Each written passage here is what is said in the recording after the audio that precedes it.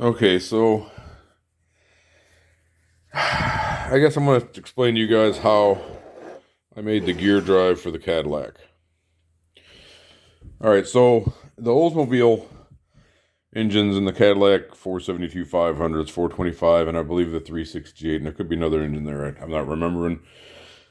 All have the cam to crankshaft is like 0.005 shorter on an Oldsmobile than the Cadillac. You know, it was 330 on up to, or 260 on up to 455s. So what I did is I seen this online and I was like, you know what, for the price, I was willing to try it. I don't, you ain't gonna know. So I picked up this gear drive for really cheap and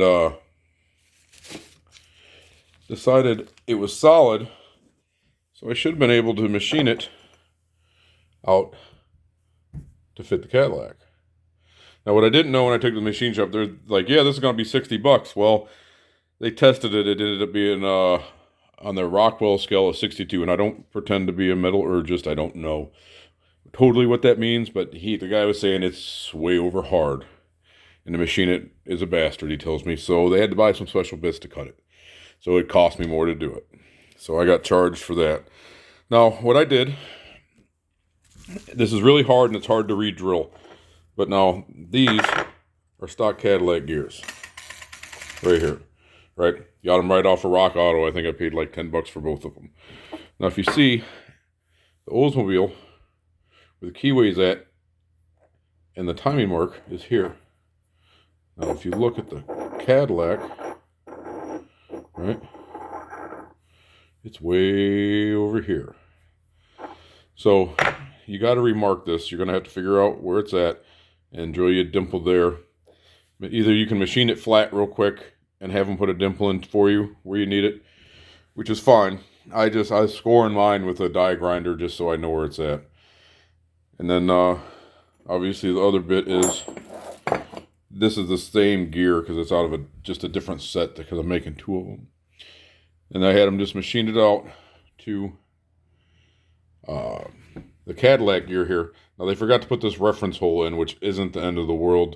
As long as I know where it's at, I might score it just so I know. Let's see what we got here. But I bought these gears and brought it to them. Now this is, you don't have to remark this because you're machining the center out. You just tell your machine shop when they line up the two holes that those dots have got to be on top of each other. Okay? No big whoop there. Trying to think what else we did. Yeah, that's pretty much it. And it fits right in. It the mesh of the, I've only got two hands, this sucks. So the mesh of the way this sits in the engine is it sits back just about that far right there on it. So I was thinking about shimming it out of here. And lo and behold, that Olds kit comes with this. Well, you want to see something funny? I think it's the same diameter. And I don't need much. It's just a hair off. I want to push it out a hair. And I think that's going to do it. And it comes right in the kit. Right? And something else I'm going to try to use out of the kit is the Torrington bearing and the cam stop to stop it from going forward. I'm sure there's another name for it, but it just comes with the two little washers, the Torrington bearing, and you put on the bolt through it. I'm thinking I can get rid of the cam, the cam for the pump. I'm trying to think of the name of it. I just got off of work and I'm kind of fried. But you got that cam for the cam for the fuel pump on the front of the camshaft, and it's bolted on. And it serves the same purpose also. It stops the cam from walking forward. So I'm hoping I can adapt this, get rid of that, and then, a little less wear with that spinning. Something else you're going to have to keep in mind, because I used to be really, really big into Oldsmobiles. Oldsmobiles on their oil galleys in the front, they've got a hole. I want to say it's like 40 thousandths of a hole running through one of them to squirt oil on the timing set. Well, Cadillac doesn't have that, but I believe there is a oil galley right there pointed at it, and you're gonna have to drill a hole in that, because if you don't, I think you're gonna have catastrophic failure, because you're losing the oil slinger over this, and the caddy just doesn't lend itself to have the oil come out the front of the block. It's kind of got a hole in the lifter valley about 3/4 of the way back on the block, if I remember right, and it's just it doesn't lend itself to oiling the timing chain well. So you're going to have to force feed it a little bit. And if you get too crazy with that hole, you're going to lose oil pressure and be like, what happened to my oil pressure? I had 50 pounds before, now I'm only got 30 or 25 or whatever. And that's probably going to be the problem. So, yeah, that's where I'm at. This is how I did it. The only changes I'm planning on making right now are I need some kind of reference mark on here so I know I'm putting it on the right side of the cam. And then I want to slot these holes that come around. I'm thinking at least 4 degrees advanced and retarded on the cam total. And what I want to do is put the lines in here where it's at. We're going to call the center of the bolt hole 0. And then it'd be 1, 2, 3, 4 degrees. And then so forth. So what you'll do is you'll put this bolt in. You'll set it where you want it. Tighten this bolt up, and then you can tighten that bolt. And I was thinking about making like spacers, different size spacers for myself to go in there, because I really don't plan on making these for other people. That's why I'm showing you how to do it yourself. Seems like there's a couple people wanted them. So I kind of wanted something in there just so the bolt didn't have any wiggle room as it was getting pushed around, trying to push the cam, that it wasn't, shifting back.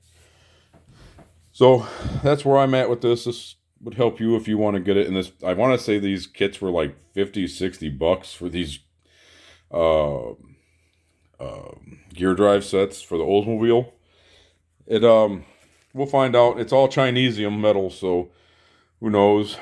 They seem overly hard to me, but back in the day when I was running the Pete Jacksons, I never knew how hard they were. They could have been harder or just as hard or softer. I don't know. I just wouldn't have expected the gears to be that hard.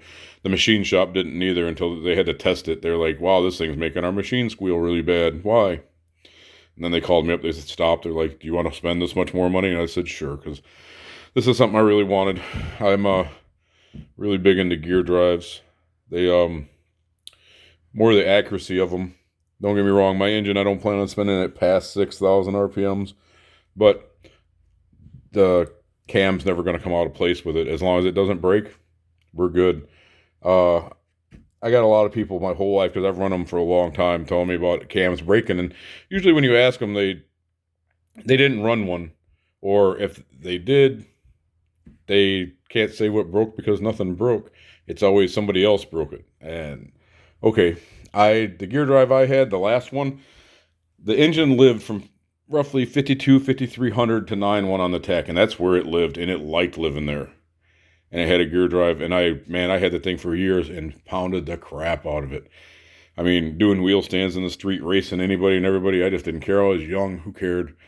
And that thing's probably still rolling around today around Rock Falls, I believe, but I'm not 100% on that. But this is what I did. I hope it helps you guys if it's what you want. I mean, if not, each to their own.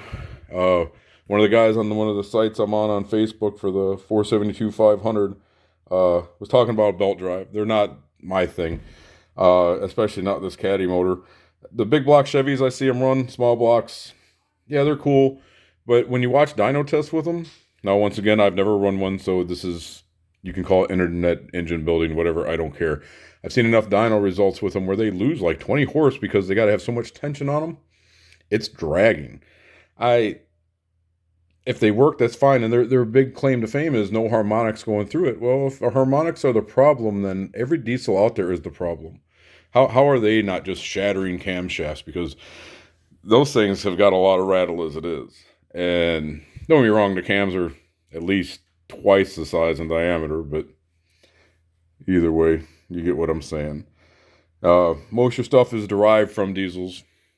Your piston technology for your race engines, the way the rods are built today, a lot of it comes from diesels first. And when I was younger, I always thought it would have been the other way around, like race engines would have discovered this stuff first and put it down to diesels. I don't know, the diesel engineers just must be better at it than the rest of us. But I just run some numbers to do this, and this is where we ended up. The kit comes with offsets, and it's China made, so none of them are marked if you're going to run it on your Oldsmobile, if you're looking at this kit just for that. So you're going to have to figure out which one and how far advanced or retarded, depending on the way you put it into this camshaft on your Oldsmobile, is making it go. But hope this helps you.